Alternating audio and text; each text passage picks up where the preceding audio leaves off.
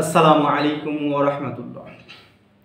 প্রিয় বন্ধুগণ, প্রিয় দেশবাসী, প্রিয় আমার চালক সমাজ, সড়ক জনপথ সুরক্ষা সংস্থার পক্ষ থেকে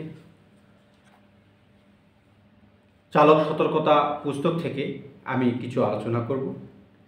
আজকে আলোচনার সূচি থাকবে আমার কিস্তি বা অন্য চিন্তিত মনে গাড়ি চালানো অবস্থায় দুর্ঘটনা। প্রিয় বন্ধুগণ, প্রিয় দেশবাসী,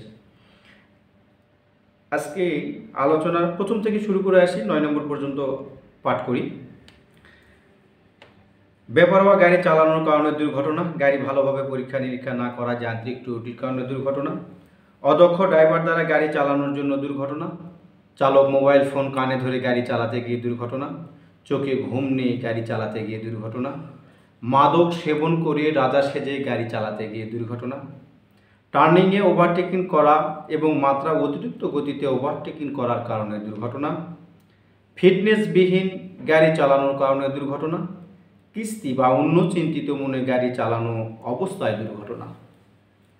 ইতিপূর্বে 8 নম্বর পয়েন্ট আমরা অনুষ্ঠানে সম্পৃক্ত করেছি। আজকে 9 নম্বর পয়েন্ট নিয়ে আলোচনা করব।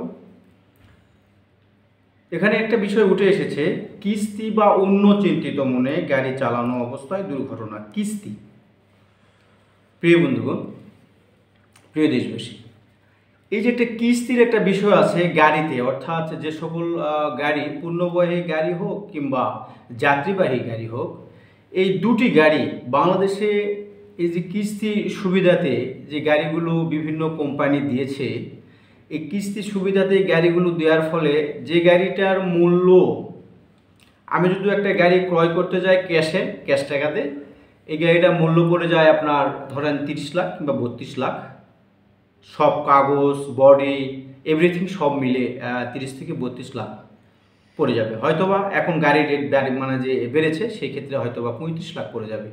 আর একটা গাড়ি যখন কোম্পানি কিস্তিতে দেয়, কিস্তিতে দেওয়ার পর এই যে মাসিকভাবে কিস্তি কিছু ডাউন পেমেন্ট দিল, তারপরে পর্যায়ক্রমে মাসে মাসে দিয়ে এই যে গাড়ির কিস্তি শোধ করবে, এই কিস্তি শোধ করতে গেলে একটা গাড়িকে 50 লক্ষ টাকার মতো, একটা গাড়ি, একটা ট্রাক, অর্থাৎ একটা 6 চাকার ট্রাক, 1020 চাকার 6 চাকার ট্রাক কিস্তিতে যদি একটা গাড়ি একটা মহাজন ক্রয় করে ডাউন পেমেন্ট দিয়ে, এখানে প্রায় 50 লক্ষ টাকা শোধ করতে হয়।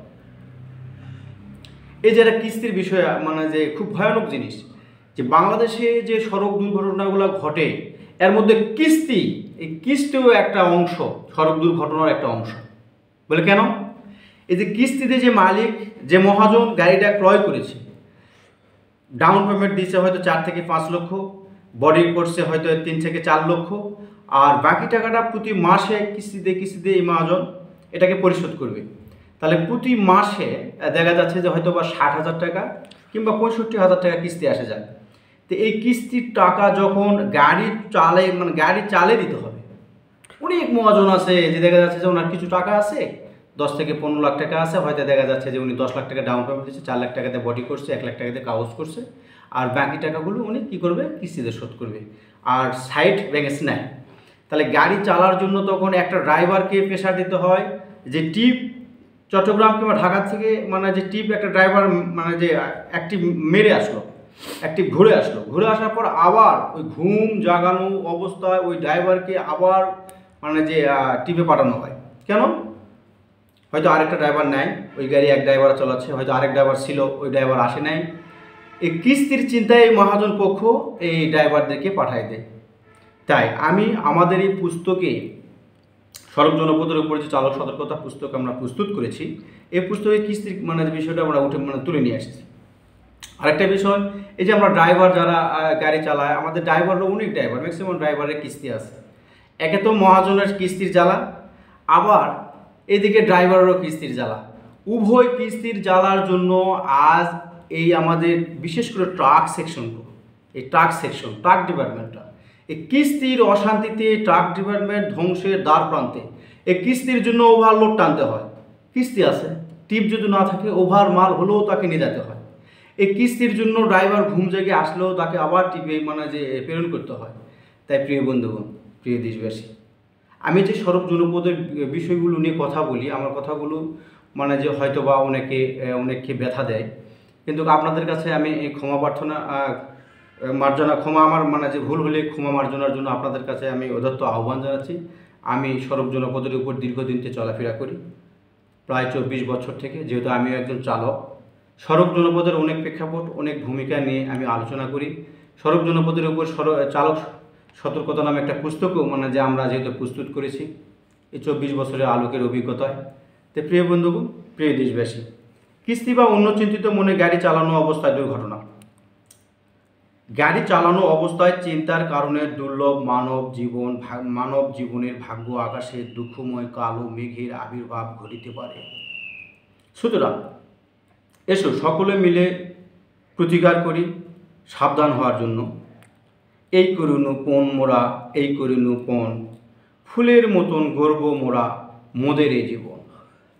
প্রিয় বন্ধুগণ, প্রিয় দেশবাসী, সকলের জীবনে ফুলের মতন হোক, এই দোয়ায় কামনা করি মহান রব্বুল আলামিনের কাছে।